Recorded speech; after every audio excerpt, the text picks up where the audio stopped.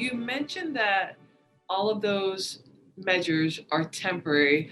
Like, what is considered temporary? Is it that it'll last for maybe 2 to 3 months? Most of these therapies or these treatments can last for a few months, they can last for a few years, and it really just depends. I mean, it depends on how far along on the treatment spectrum you are. The further you get on that treatment spectrum, meaning you've tried A, B, C, D, and now you're on to F and G, well, it's more likely that this could probably last only months. If you're early on that treatment spectrum, then you're looking at possibly years. I mean, people can receive conservative treatment for arthritis for years, but it just depends.